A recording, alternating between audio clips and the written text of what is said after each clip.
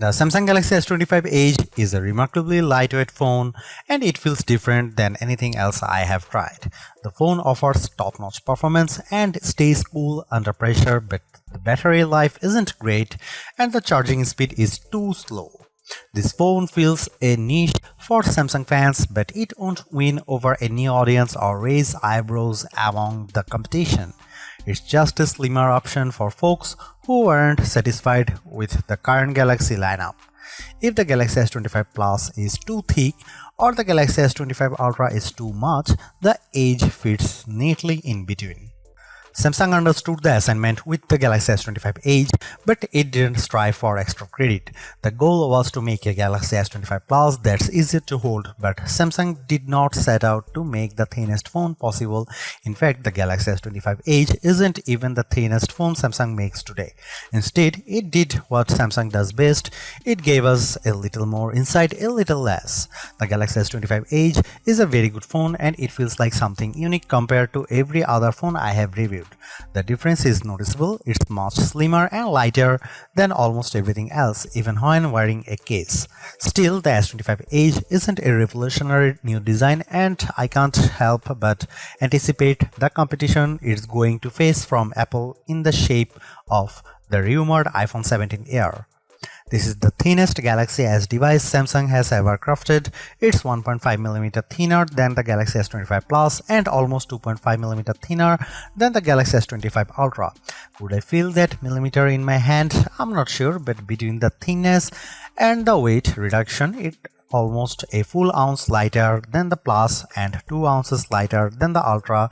The Galaxy S25 Edge is undoubtedly a standout.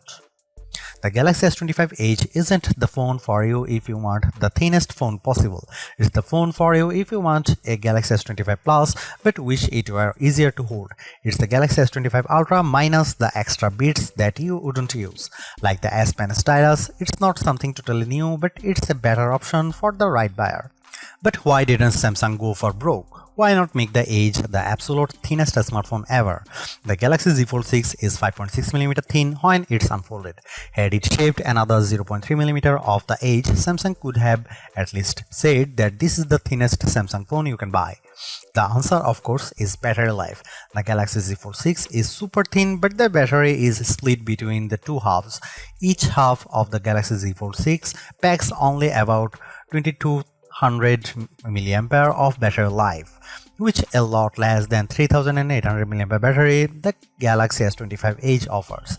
A thinner Galaxy S25 Edge would have meant a smaller battery, and based on my testing, the Galaxy S25 Edge is using the smallest battery it can get away with. The Edge had trouble lasting past dinner time in my testing period. If Samsung had made the Edge the thinnest phone ever, it probably wouldn't last through my lunch break. I have no doubt Samsung could build such a phone, but I wouldn't recommend it. That makes the S25 Edge a pleasantly thin phone that is simply not very special. There are no special features that set it apart from the rest of the Galaxy S25 lineup. There's nothing new here. It's a well-crafted device that delivers exactly what I expected, no more and no less. That's not a bad thing, it's just predictable. The big problem is that Samsung is competing against a specter. The iPhone 17 Air could arrive later this year, and it's hard not to see the Galaxy S25 Edge as a preemptive attack by Samsung on Apple's next design concept, because no mistake, Apple is going to make a big deal out of going thin. Apple is going to pretend it invented the millimeter. If and when Apple launches an iPhone Air in September, it will act like thinness is the biggest design innovation since the capacitive touchscreen. All other specs be damned, and I think Apple will be willing to shrink the battery and cut back on cameras even more severely than Samsung. If that happens, the iPhone 17 Air will probably be less capable than the Galaxy S25 Edge in many ways, but it will give Apple the all-important bragging rights. Apple could use the dual OLED display found on the iPad Pro, and recent rumors suggest that rumored phone will be around 5.5mm, making it thinner than any phone Samsung currently sells.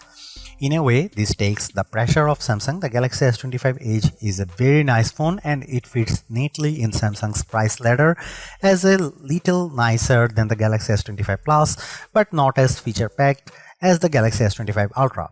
It doesn't need to prove anything. The Galaxy S25 Edge does fine with less without trying to be the most. Samsung certainly does make it hard on me to decide if the Galaxy S25 Edge is worth its cost. A phone this sleek is an engineering marvel on its own and surely deserves a premium cost attached to it, but there are trade-offs that I'll go into detail in the other categories. For $1,099 you get a phone with 256GB of storage. Upgrading to 512GB raises the price to $1,219. There are 3 color options to choose from: titanium silver, titanium jet black, and titanium icy blue. There's a part of me that wishes for a couple of extra choices, especially considering how a phone of this caliber begs to be naked to show off its best asset. Samsung does make an ultra thin case that doesn't add a whole lot of bulk, but it would have been nice just to have a couple of extra colors to choose from. The Galaxy S25 Edge is now available globally with up to $630 off in savings with a qualifying trade-in. Like the rest of the Samsung Galaxy S25 family, the S25 Edge gets 12GB of RAM to support the Qualcomm Snapdragon 8 Elite for Galaxy chipset inside. This platform has proven powerful and very efficient in my reviews of the best Android phones this year. The 6.7-inch display on the S25 Edge seems to be identical to the Galaxy S25 Plus. The main camera uses a new 200MP sensor that we haven't seen before, which is a bit smaller than the 200MP sensor on the Galaxy S25 Ultra but larger than 50MP sensor on the Galaxy S25 Plus. There is no telephoto lens, but the Edge seems to use the same 12MP ultra-wide camera as the S25 Plus. The Galaxy S25 Edge comes with 3900mAh battery under its display, which is even smaller than the 4000mAh battery beneath the Samsung Galaxy S25 6.2-inch screen. That's what you sacrifice when you make a phone thin. The real selling point for the Galaxy S25 Edge isn't the thinness, it's the lightness. You have to hold this phone to appreciate it. You can't just look at the S25 Edge if you want to experience how thin and light it is.